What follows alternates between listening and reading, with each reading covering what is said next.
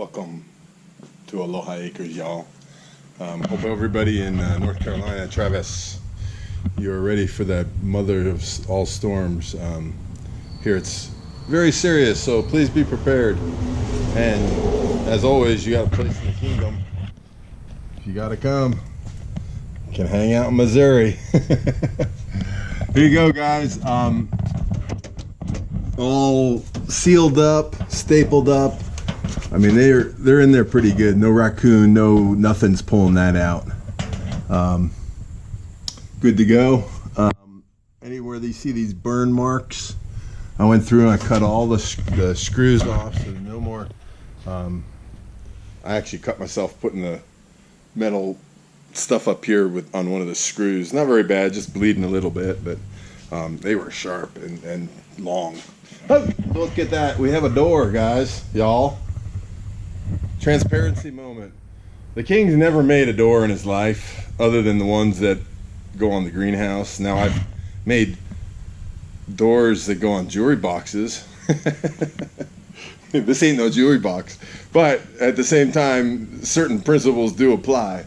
And so thanks to YouTube and my brother Greg, it came out okay. It does bind a little bit here on the edge, and I'm sure Greg would tell me what I need to do.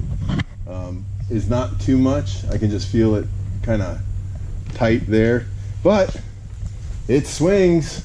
If we put a door closure on there or a hook, I guess we can hook it all wide open, and then maybe we don't have to. I'm just thinking that it might catch in the wind and take off, you know, if it's windy.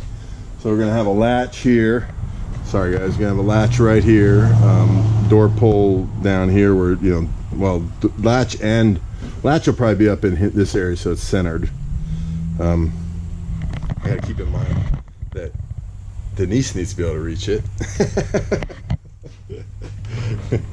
And I told Scott when he came by the way, we are 4 chickens less.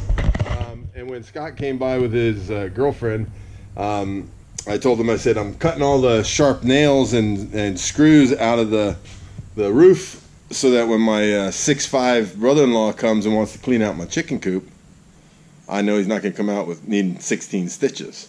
So we're all good there, Greg. Believe me, I can clean the chicken coop. I got bigger plans for Greg. And there you go, y'all. There's the door. Piece of cedar out.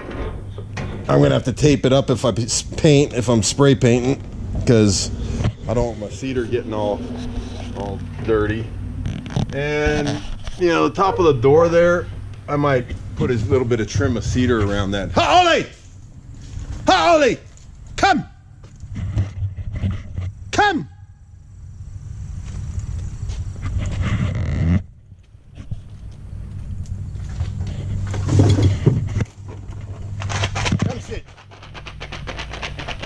Come sit.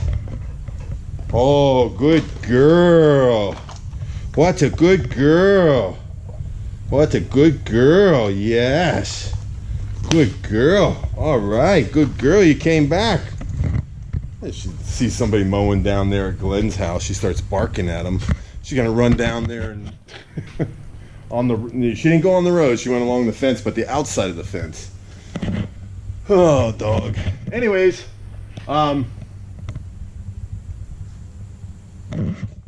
you know, I'll probably be giving Greg a call anyways.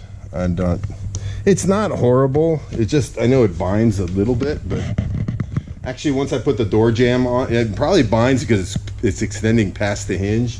Once I put the door trim on, that, I don't know, it's called door jamb or whatever, on the inside here, so it won't go in past where it's supposed to, probably won't have that feeling anymore. Actually, it's very close to being just swing closed. The swing of the door doesn't bind at all.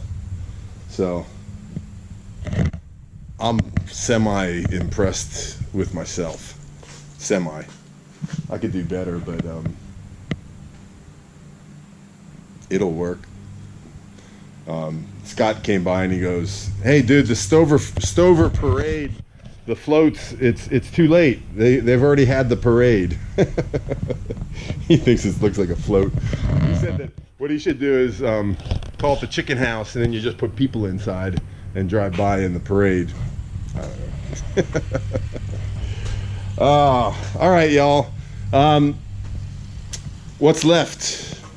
The hardware on the doors, the flashing on the ends, and then watering system. I think I'm just going to use the 5-gallon bucket for now, and maybe put a funnel or something that it can be filled from the outside. I'm not sure.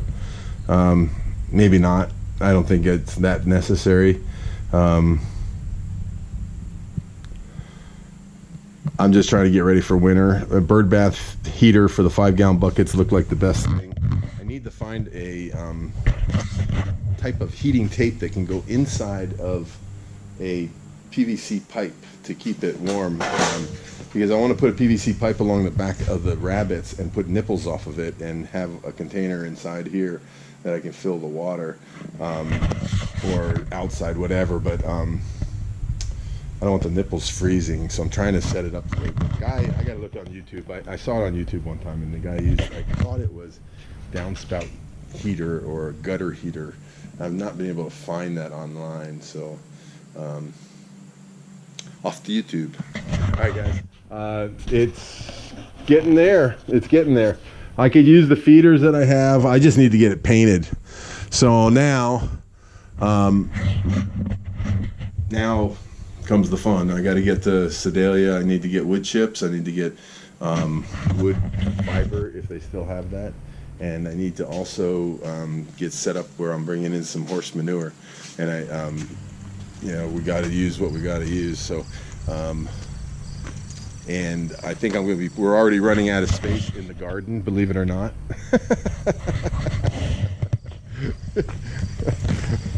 That area over there where the compost and the manure and stuff was sitting, and the piles of stuff, those are going to become beds, because we know that we want to have a fall garden and a summer garden, and we don't want to have to transition from one to the other, because we have enough space that we could use the beds that are existing. So so here we go. We're going to be moving the compost and wood chips and stuff like that someplace else, probably over by the house, down along the wooded edge. That's where the goat barn and the sawmill is going to go in, and we'll probably have a compost center there where we'll be bringing in, you know, or putting manure and whatever else we have in the compost piles and turning them with the tractor. We'll have 3 of them, and it'll be kind of like a pole barn that will, you know, just kind of be open, but keep the water from just leaching, you know, the compost away. I guess that's what we're trying to do. All right, guys, badass chicken coop, man. I tell you. Now, if the chickens and ducks don't go in, they're going in because I'm going to put them in at night. When they're in the thing, I'm catching them and I'm putting them in here, and then they're coming out. I might leave them in there for 2 or 3 days, just get them really familiar with that coop. And even though they're in a penned up area, you know, I don't want to have to chase them and try and fight them to get them back in. So I think if they become real familiar with the coop, that it'll be a easier way of getting them to go back in up that ramp the first night. So I don't think it'll be an issue, but if they stay in the coop for 2 or 3 days, I think that'll help. All right, guys, sorry for the length of this. Going off to give the chickens some scratch and just hang out there and watch them a little bit without the 2 bruiser Delawares, and he took 1 bar rock and 1 silver lace Wyanette. So good for Scott. He's got himself some chickens. We're getting some eggs real soon. Hopefully he got a bar rock that's laying eggs.